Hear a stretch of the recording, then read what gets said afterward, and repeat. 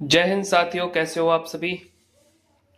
आशा करता हूँ आप सभी स्वस्थ होंगे, मस्त होंगे, अपनी तैयारी को बेहतरीन तरीके से कर रहे होंगे।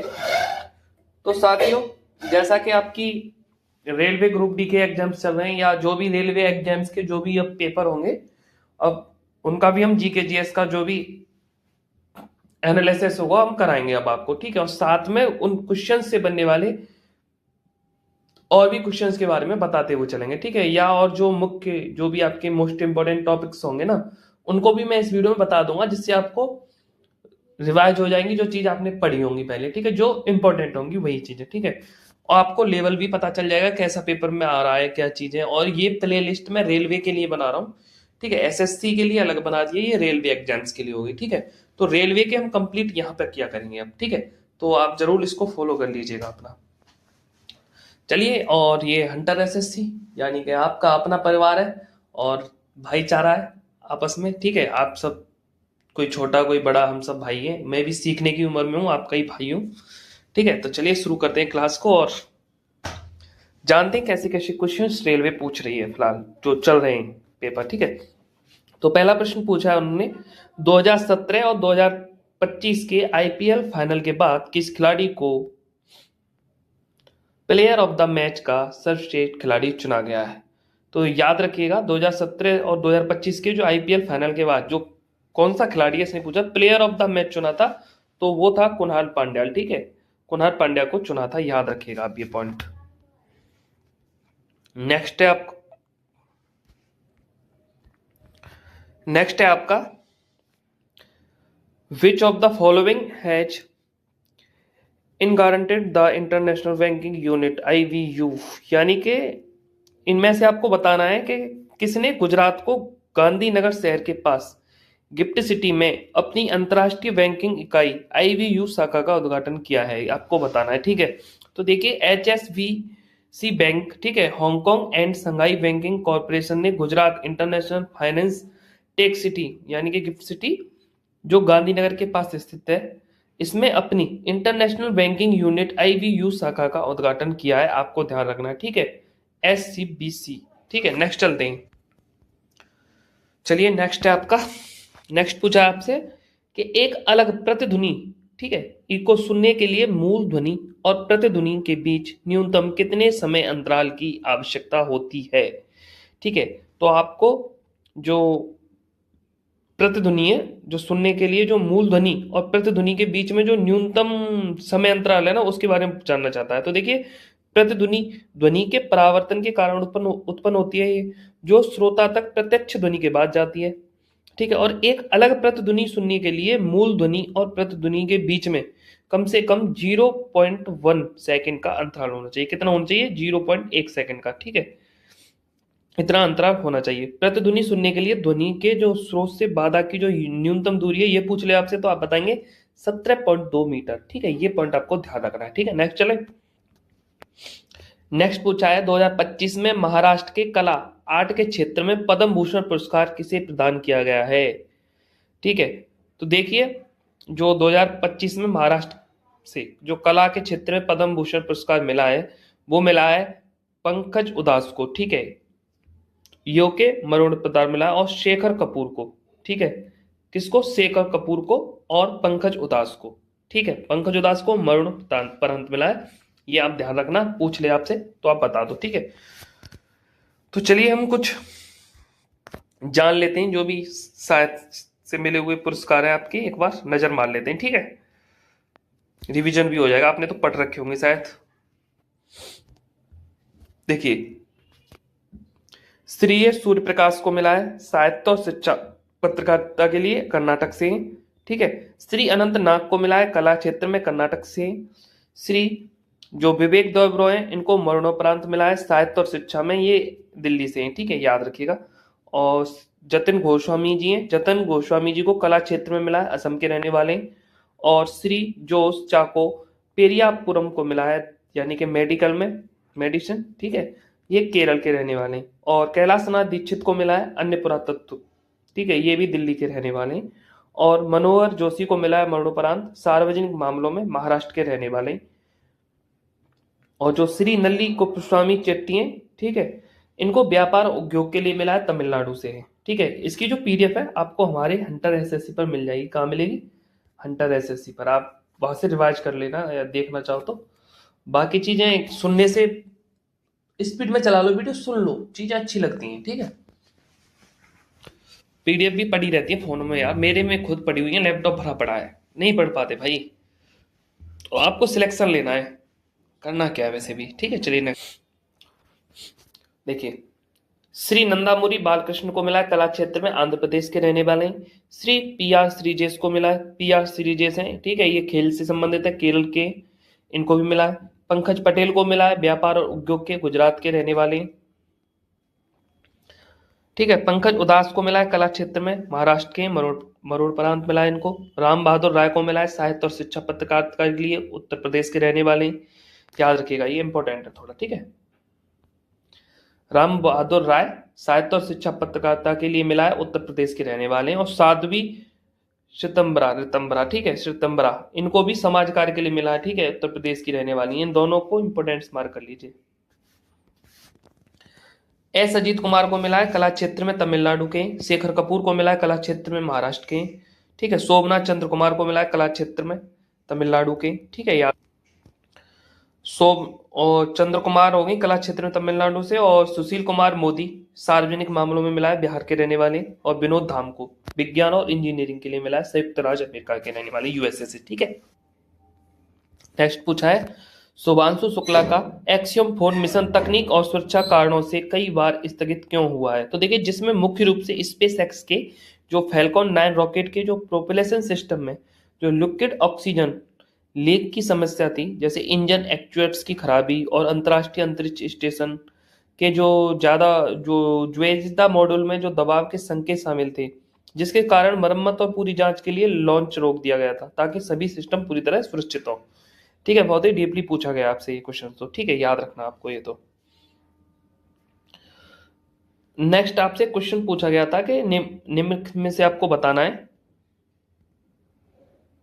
कौन सा ऊतक जीव शरीर में एक सुरक्षात्मक ऊतक है, ये आपको बताना है। ठीक है, तो देखिए, जीवित प्राणियों में शरीर की सुरक्षा के लिए मुख्य रूप से उपकला ऊतक पाया जाता है। ठीक है, जो त्वचा और आंतरिक अंगों की परत बनाता है। और संयोजी ऊतक जो हड्डियों और रेशेदार कैप्सूल के रूप में आंतरिक अंगों को सहारा और सुरक्षा देता है, तथा प्रतिरक्षा कोशिकाएं जैसे मास्ट कोशिकाएं, ठीक है, के माध्यम से सूक्ष्म जीवों से बचाता है। ठीक है, ये भी आपको ध्यान रखना है इस पॉइंट में। पूछा गया आपसे ऊतक जीव शरीर में एक सुरक्षात्मक ऊतक है। तो देखिए, सुरक्षा के लिए मुख्य रूप से जो आपका बताया था मैंने, उपकला ऊतक पाया जाता है। और संयोजी ऊतक बताया था मैंने आपको, जो कि हड्डियों और रेशेदार कैप्सूल के रूप में आंतरिक सुरक्षा अंगों को देता है, सहारा और सुरक्षा वही देता है। ठीक है, याद रखना, संयोजी ऊतक। नेक्स्ट चलते हैं। नेक्स्ट पूछा है पीएम मोदी ने हाल ही में कितनी बड़ी बिल्ली विकेट प्रजातियों के संरक्षण के लिए इंटरनेशनल विकेट्स अलायंस आईवीसीए की शुरुआत की है। ठीक है, prime minister Narendra Modi recently launch the international big cats alliance, ठीक है, to conserve how many big cat species. तो देखिए, प्रधानमंत्री नरेंद्र मोदी जी ने इंटरनेशनल विकेट्स अलायंस की शुरुआत 7 बड़ी बिल्ली प्रजातियों के संरक्षण के उद्देश्य से की है। ठीक है, ये पॉइंट आपको ध्यान रखना है। देखिए, अगस्त 2025 में कौन सा देश आधिकारिक तौर पर अंतर्राष्ट्रीय विकेट अलायंस में शामिल हुआ था? तो ये आप ध्यान रखना, नेपाल हुआ था। ये पॉइंट आपको ध्यान रखना है, ये पॉइंट है। ठीक है, ध्यान रखना है, अगस्त 2025 में कौन सा देश आधिकारिक तौर पर अंतर्राष्ट्रीय विकेट अलायंस में शामिल हुआ था? नेपाल। ठीक है, याद रखना ये पॉइंट। पेरिस मैराथन 2025 किसने जीता है? तो देखिए, केन्या के जो वेनाड बिवोट ने अपना नया व्यक्तिगत सर्वश्रेष्ठ प्रदर्शन करते हुए जीत हासिल की है।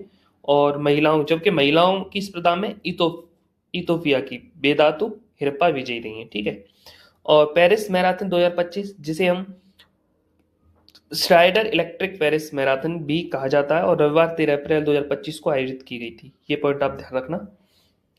देखिए, रदरफोर्ड के स्वर्ण पत्र गोल्डफॉल प्रोग में वह कौन सा कण था जो बार बार आवेशित होकर परमाणु के केंद्र से टकराता था, जो नाविक है उससे टकराता था?